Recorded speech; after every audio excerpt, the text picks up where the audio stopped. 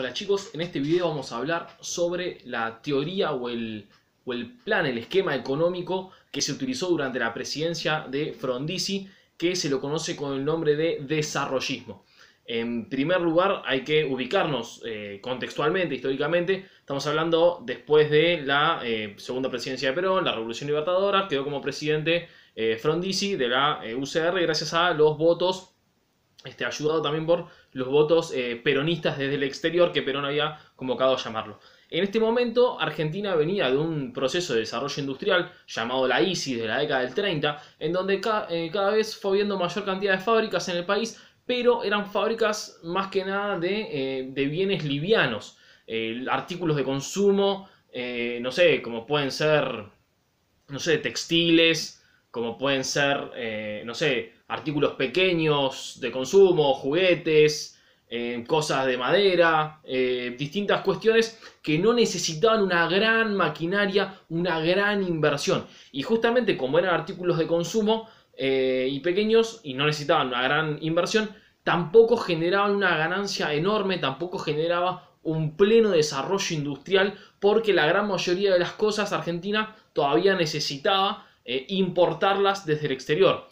No solamente los grandes artículos, no sé, como por ejemplo autos, ferrocarriles, en ese momento, en la década del 50, sí, hasta artículos de acero, como pueden ser heladeras, microondas no, en ese caso todavía no, cocinas. Todas estas cuestiones tenían que importarlas desde el exterior.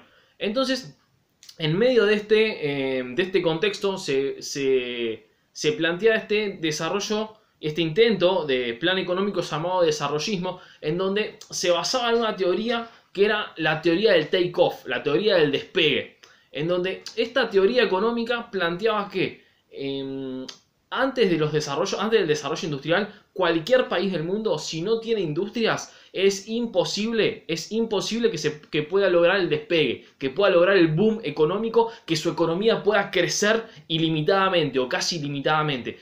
Lo que plantea el desarrollismo es que hasta que no pongas una gran cantidad de fábricas que fabriquen un montón de cosas, vos vas a necesitar siempre comprar más de lo que vendas. Así que por más que siembres 10.000 toneladas de trigo, por más que siembres toda la soja que quieras, por más que tengas todo lo que quieras, flaco, hasta que no tengas industrias, no te vas a poder desarrollar económicamente. Entonces el objetivo de esta teoría era justamente lograr una gran industrialización, que haya una gran cantidad de fábricas, que la fábrica es el lugar donde se le agrega trabajo, donde se le agrega valor a las mercancías, y una vez que se transforman esos valores, ahí sí te permite producir todo lo que necesitas para desarrollarte, para consumir y para que se movilice la economía. Entonces ahora sí, con una gran cantidad de fábricas, vos sí podés, tu economía sí puede lograr ese despegue económico, ese boom, ese crecimiento económico que solamente se podía dar por medio de la industrialización. En este momento del mundo, bueno, hasta hoy en día también se lo puede plantear de esa manera. Se planteaba que los países estaban divididos entre países desarrollados y países subdesarrollados. Los países desarrollados eran los que tenían grandes industrias y los países subdesarrollados eran los que no tenían industrias. Y justamente por no tener industrias existía una teoría de la dependencia. Esto lo vamos a estudiar mejor más adelante cuando veamos los casos de las descolonizaciones de Asia y de África. Pero entonces, en las regiones del tercer mundo existía una desindustrialización, eran países subdesarrollados porque no tenían una gran cantidad de industrias. Entonces, cuando llega Frondizi, y ahora sí volvemos a Argentina, para la presidencia de Frondizi en el 58, cuando llega Frondizi llega con este plan de lograr esta industrialización, de ampliar la cantidad de fábricas, hasta tope en Argentina y lograr hacer que la economía de Argentina deje de ser una especie de curva línea que sube, baja, sube, baja, sube, baja. Y cuando logramos tener las fábricas, por ejemplo, se logre, ¡pum!, el take-off. Entonces la economía despegue, como despegó la economía de Inglaterra cuando se hizo la primera revolución industrial a fines del siglo XIX, como se despegó la economía de Estados Unidos y de Alemania con la segunda revolución industrial, y como se estuvo despegando la economía de Rusia, por ejemplo, con los procesos de industrialización del estalinismo. Entonces, hasta que no se creen industrias, no iba a poder crecer la economía. Perfecto. Entonces, ¿cómo era este plan? Y presten atención a cómo era la cuestión en la teoría y cómo era la cuestión en la práctica. En la cuestión de la teoría, la cuestión del plan sería la siguiente. Como Argentina no tenía una gran cantidad de científicos o una gran cantidad de capital humano ni recursos tampoco para poder crear nuevas máquinas, lo que había que hacer era permitir el ingreso de capitales extranjeros, que vengan empresas del exterior, que vengan con sus grandes máquinas, que vengan con sus grandes industrias, se instalen acá en Argentina, con esa gran cantidad de industrias, esa gran cantidad de máquinas. Entonces se crea una fábrica de ese modo, en donde los que saldrían beneficiados, repito, en la teoría, los que saldrían beneficiados serían los tres sectores que entran en juego. Por un lado, el capital extranjero que viene, que pone la plata, y trae las máquinas, sale beneficiado porque parte de lo que se produce le termina quedando a este empresario, a estos empresarios extranjeros. Recuerden siempre que los empresarios, si algo no les va a generar dinero, los empresarios no van a meter dinero en algo para tener pérdida. Los empresarios siempre que buscan invertir dinero es porque quieren ganar dinero. Si no, estarían haciendo una donación, que estamos hablando de otra cosa. Pero siempre, en cualquier lugar, país del mundo, donde sea, si un empresario está pensando en poner dinero, es porque busca tener un beneficio, busca tener más dinero. Si no, ese dinero no lo pone ahí y lo pone en otro lado que sí le dé ganancia. Entonces, reiteramos, teníamos los tres sectores. El sector extranjero pondría las máquinas a disposición y se llevaría parte de las ganancias.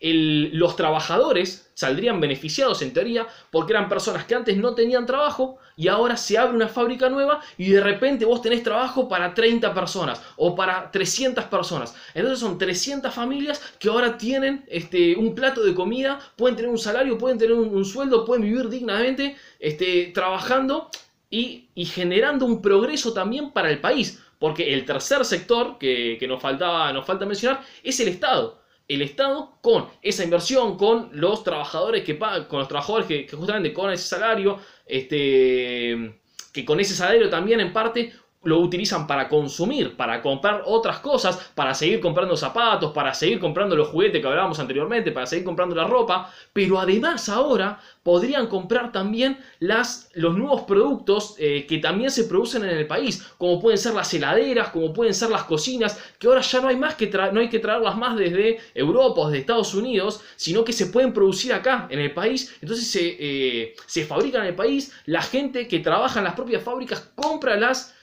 propias heladeras que se fabrican en el país, y eso hace motorizar toda la economía interna y todo el país va generando una especie de bola de ganancias en donde una cosa va retroalimentando a la otra, y de todo esto el Estado sale beneficiado. El Estado cobra los impuestos, cada vez que se exporta alguna cosa el Estado también obtiene algo. El Estado ese dinero que tiene lo puede utilizar para satisfacer ciertas necesidades de la sociedad o para generar ciertas inversiones y permitir que la economía siga girando. Por ejemplo, construir una ruta para comunicar dos ciudades o dos pueblos, y que ahora esos pueblos también, algo que se siembra en un lado o que la materia prima que se retira de un lado se pueda transportar hacia otro pueblo, y en este otro pueblo se pone la fábrica, entonces tienen trabajo las personas de los dos pueblos. En este pueblo extrayendo la materia prima, el camión que lo traslada de un lugar a otro también tiene un salario, también mueve la economía, y cuando llega a este otro pueblo que está la fábrica, las personas que viven en este otro pueblo laburan en esa fábrica, entonces también tienen su salario. Repito, en la teoría esto, fíjense, cierra redondo, cierra perfecto, todo el mundo ganando. Los capitales extranjeros recontra contentos porque invierten dinero y tienen ganancias, porque una fábrica que genera tiene utilidades, tiene ganancias, tiene venta, entonces se quedan con parte del dinero. Los trabajadores recontra contentos, recontra felices porque antes no tenían trabajo, o capaz que tienen un trabajo muy malo, pero ahora tienen una buena posibilidad de trabajar en una buena fábrica, de ganar un buen dinero, entonces también recontra contentos. Y el Estado también, obviamente recontra contento, se motoriza la economía, el Estado puede satisfacer una buena calidad de vida a sus conciudadanos, a los que sean los jefes del gobierno, que en teoría los jefes de gobierno somos nosotros, los ciudadanos simples, y en teoría, entonces repetimos, todo el mundo contento. En la práctica esto no fue así, en la práctica esto no es así. ¿Por qué? Por varias cuestiones. En primer lugar, recuerden siempre, partimos de la matriz en que un inversor extranjero, argentino, porteño, bonaerense, chaqueño, de Río Negro, de donde sea, de de Vietnam, de Corea del Sur, de donde quieran, siempre que pone dinero en algo es porque quiere obtener una ganancia. Si no, algo no le va a dar ganancia, saca ese dinero de ahí y lo pone en otro lado. Entonces, los riesgos de los capitales extranjeros son los siguientes. La cuestión es la siguiente. Entonces, estos capitales extranjeros que venían con sus máquinas, en realidad no traían las máquinas de último modelo. No traían la última máquina, la fábrica, la maquinaria más, sí, justamente de último modelo. Sino que traían ya la máquina vieja. ¿Vieron, por ejemplo, acá cuando, no sé, traen algún vagón de un tren o algún vagón de un subte? Sí, mirá, el vagón de tal lo trajeron de China, o trajeron de Estados Unidos, o lo trajeron de España. Sí, lo traen de ese lado porque en esos lugares ya no lo necesitan más, ya no les sirven más. Para esos lugares ya salió un vagón nuevo, ya salió un tren nuevo y ahora para ellos es chatarra, ya no lo necesitan y no lo usan más. Entonces, en vez de tirarlo a la basura, tienen una posibilidad, tienen una chance de venderlo al otro lado. Sí, flaco, tomá, te lo vendo, si total es eso, o tirarlo como basura. Entonces, las máquinas que llegaban acá no eran la máquina último modelo. La máquina para fabricar heladeras, por decir el ejemplo que estamos utilizando, no era la mejor máquina para fabricar heladeras. ¿Y por qué es importante esto? Porque los otros países del mundo tenían mejores máquinas y esto le permite producir la misma cantidad de heladeras, pero de una manera mucho más barata, de una manera mucho más económica. Y ya vamos a ver qué problema generaría eso para Argentina. Entonces, como dijimos, ¿no? Los capitales extranjeros llegan acá con estas máquinas que no son último modelo. Se abre la máquina, se abre la fábrica, perdón, los obreros empiezan a trabajar en la fábrica, entonces perfecto, fenómeno, empiezan a fabricar, buenísimo, empiezan a obtener salario, aumenta el sueldo de todos, mejora el nivel económico de todos un poquitito, fabricamos heladeras. Ahora, yo les pregunto lo siguiente, ¿cuántas heladeras por casa se necesitan? Con una heladera por casa estamos bien. ¿Ustedes cuántas heladeras tienen en su casa? ¿Ustedes comprarían 5 heladeras por las dudas para tenerlas, para almacenarlas? No, ¿se entiende? O sea, con heladeras, con las cocinas, fíjense con todas estas cosas, con una por casa, listo, fenómeno, lo sumo se te rompe y comprarás otra o la mandarás a arreglar porque no te da la guita para comprarte una nueva. La cuestión es la siguiente, como estas máquinas no eran las últimos modelos, como no eran las últimas, la última generación en el mundo, estas heladeras que se producían, estas cocinas, estas cuestiones, para Argentina eran buenísimas, eran lo más que había y salía más barato comprar esta cocina de acá que comprarme una importada de Europa, de Estados Unidos, de donde sea. Pero para otra persona de otro país del mundo le salía más barato comprar la heladera último modelo que le vendían en Estados Unidos o que traían de Europa o de donde sea. ¿A dónde quiero llegar con respecto a esto? Que una vez que se saturó el mercado interno, una vez que en Argentina vendimos todas las heladeras que podíamos vender, una vez que todas las familias compraron su heladera, la fábrica seguía produciendo heladeras. Ajá, ¿y ahora? ¿A quién se la vendemos esta heladera? Si en Argentina ya nadie más quiere comprar. Bueno, vamos a tratar de venderla al exterior. Sí, pero me dicen en Uruguay, en Brasil, en Paraguay, en Bolivia, en Chile, en Perú, en todo lado del mundo me dicen que compran una heladera mejor y mucho más barato desde Estados Unidos o desde Europa. ¿Cómo se la vendés?